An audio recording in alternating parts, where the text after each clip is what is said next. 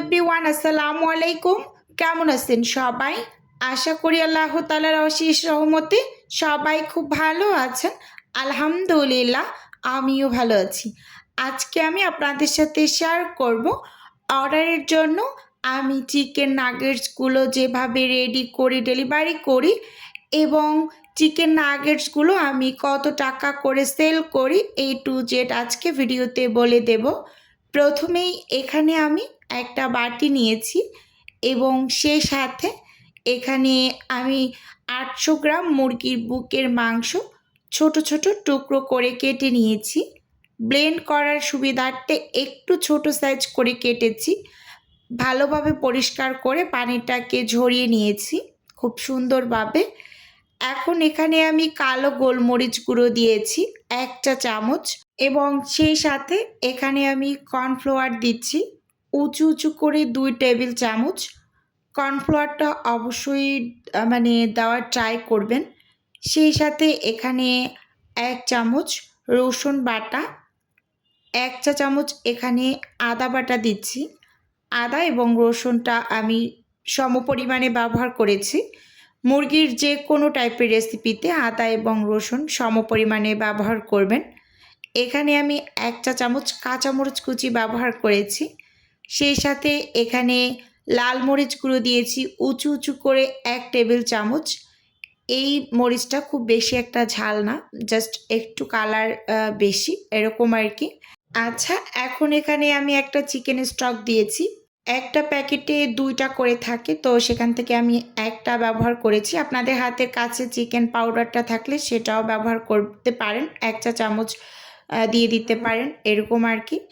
এটা আসলে অপশনাল, চাইলে কেউ অ্যাড করবেন আর না চাইলে কেউ স্কিপ করবেন এরকম আর কি, কিন্তু দিলে খেতে খুবই ভালো লাগে। এখানে আমি টমেটো কেচাপ দিয়েছি 1 চা চামচ, সয়া সস দিয়েছি 2 টেবিল চামচ। সেই সাথে এখানে 1 টেবিল চামচ ভিনেগার ব্যবহার করেছি, হোয়াইট ভিনেগার যেটা, যেহেতু এটা সংরক্ষণ করা হবে তো হোয়াইট ভিনেগারটা অবশ্যই ব্যবহার করতে হবে। এবং এখানে আমি হাফ চামচের থেকেও কম করে বিট লবণ দিয়ে দিয়েছি। এখানে এখন অ্যাড করে দেব মেয়োনিজ।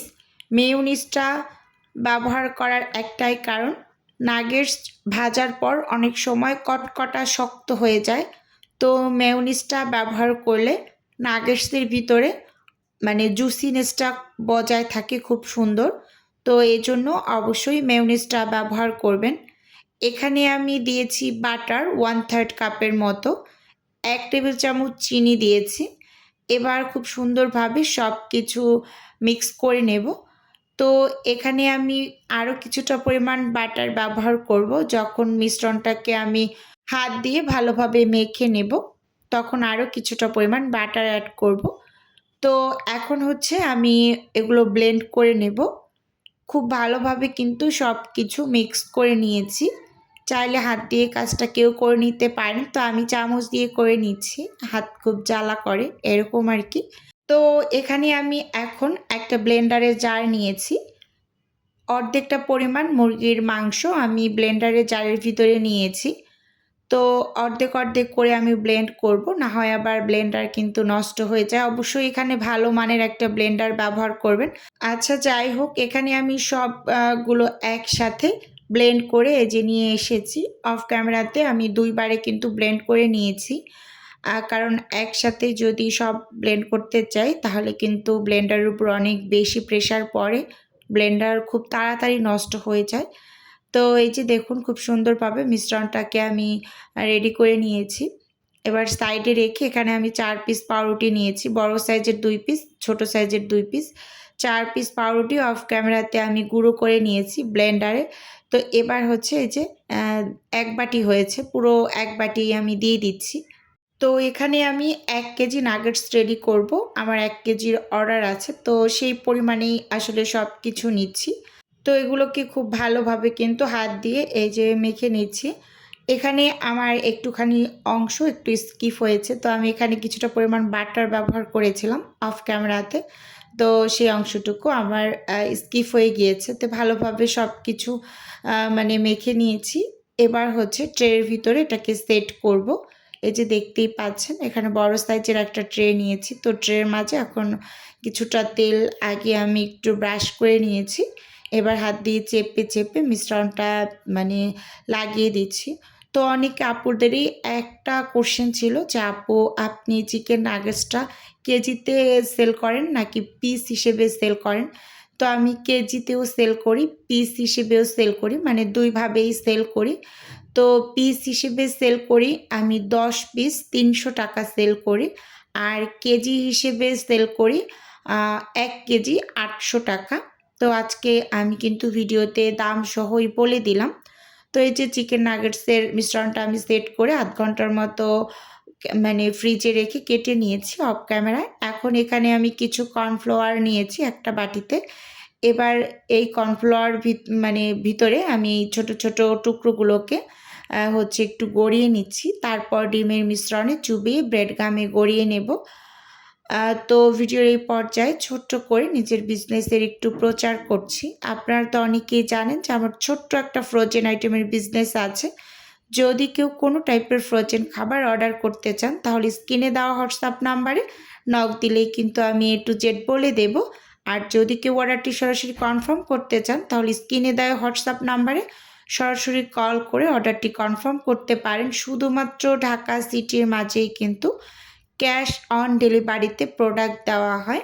আমি আবারও বলছি, শুধুমাত্র ঢাকা সিটির মাঝেই কিন্তু হোম ডেলিভারি করা হয়।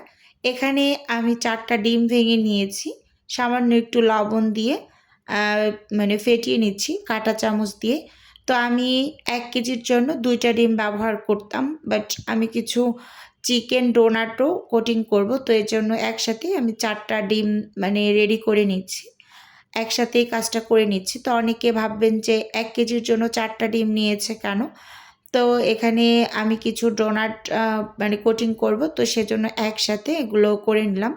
যাই হোক, এখন কিন্তু এই যে সবগুলো একটা একটা করে আমি ব্রেড গামের ভিতরে কোটিং করে নিচ্ছি। তো এই নাগেটসগুলো কিন্তু আপনারা 3 মাস পর্যন্ত জিপলক ব্যাগের ভিতরে বা কোনো এয়ারটাইট বক্সে সংরক্ষণ করতে পারবেন। বাচ্চাদের টিফিনে কিন্তু হুটহাট করে মানে সকালবেলা বের করে ভেজে দেওয়া যায়। আমার যেই আপুর জন্য এই চিকেন নাগেটসগুলো আমি রেডি করছি, তো আপু কিন্তু 2 আইটেমেই নিচ্ছে। ওনার বাচ্চা একটু বায়না করে, মানে এক দিন এক ধরনের নাস্তা নিতে চায়। তো এজন্য উনি চিকেন ডোনাট এবং চিকেন নাগেটস 2টাই অর্ডার করেছে। তো এগুলো আমি এই যে ফ্রোজেন করে নিয়েছি। এখন শুধুমাত্র আমি হচ্ছে মেপে প্যাকেট করে নিচ্ছি। তো এখানে আমি মেজারমেন্ট স্কেল নিয়েছি। অনেকেই এই মেজারমেন্ট স্কেলের হিসাবটা বুঝেন না। তো এই যে প্রথমে বাটিটা দিয়েছি, এবার আমি বাটিটার যে ওয়েটটা ছিল সেটাকে আমি 0 করে নিয়েছি। তো এখন আমি এই যে নাগেটসগুলোকে দিয়ে শুধুমাত্র এখানে নাগেটসের ওয়েটটাই আসছে, আর বাটির ওয়েটটা কিন্তু আমি 0 করে নিয়েছি আগেই। আবারও বলে দিচ্ছি যে বাটির ওয়েটটা কিন্তু এখানে কাউন্ট হচ্ছে না। অনেকে এটা মনে করতে পারেন যে বাটিরও তো একটা ওয়েট থাকে, তো আমি কিন্তু বাটির ওয়েটটাকে বাদ দিয়ে নিয়েছি। যাই হোক, এখানে আমি 1 কেজি পরিমাণ নাগেটস মেপে তারপর জিপলক ব্যাগের ভিতরে মানে রেডি করে ডেলিভারিটা কমপ্লিট করেছি। আপুর কিন্তু কিছু ডোনাটেরও অর্ডার ছিল, তো ডোনাটটা কিন্তু আমি অফ ক্যামেরাতে রেডি করেছি। ডোনাট আর চিকেন নাগেটস 2টা রেসিপি কিন্তু একই টাইপের হয়ে থাকে। আর একটা ব্যাপার হচ্ছে চিকেন নাগেটস এবং ডোনাট এগুলো টেস্টও কিন্তু অনেকটা একই রকম। আমার বাচ্চারা তো খায়, তো এই জন্য আমি এটা খুব ভালোভাবেই জানি, এর জন্য বললাম। যাই হোক, এই যে এখন হচ্ছে মেপে নিয়েছি 1 কেজি। তো এগুলো এখন জিপলকের ভিতরে ঢুকিয়ে তারপর আমি ফ্রোজেন হতে দিয়ে দেব। সেইটার সাথে নাগেটসগুলোকেও অফ ক্যামেরায় আমি কোটিং করে নিয়েছি। তো সেগুলোও আমি আগে ফ্রোজেন করব, পরে জিপলকে দিয়ে দেব। যাই হোক, তো আপুদের একটা কোশ্চেন ছিল যে এই জিপলক ব্যাগ কত টাকা করে আমি কিনি? আমি যেহেতু বিজনেস পারপাসে কিনি, তো আমি কিন্তু ম্যাক্সিমাম জিনিসেই পাইকারি কিনি। তো আমার থেকে একটু কমই নেওয়া হয়। পাইকারি যে কোনো জিনিসেই তো কিনলে আপনার একটু কম পড়ে। তো আমি 2 টাকা পিস করে কিনি। যেহেতু আমি 200-300 পিস একসাথে নেই, এজন্য মানে 2 টাকা করে পড়ে। তো আগে যেহেতু অল্প করে নিতাম তখন কিন্তু বেশি পড়তো আরও। আরও একটা খুব বেশি কমন কোশ্চেন থাকে যে কোন রাইডার দ্বারা আমি ডেলিভারিটা দিয়ে থাকি। তো আমি সবসময় পাঠার রাইডারের মাধ্যমে ডেলিভারি করি, আর আমি অনলাইন ডেলিভারি করি। যাই হোক, এখানে কিন্তু আমি যে অফ ক্যামেরায় মানে ডোনাটগুলোকেও কোটিং করে নিয়েছি। এবার এগুলোকে ফ্রোজেন করে জিপলগে দিয়ে দেব। তো বন্ধুরা, আজকের এই ভিডিওটি আপনাদের কাছে ওভারঅল কেমন লেগেছে চাইলে ছোট্ট একটা কমেন্টস করে জানাতে পারেন। আজকে তাহলে এখান থেকেই বিদায় নিচ্ছি। আল্লাহ হাফেজ।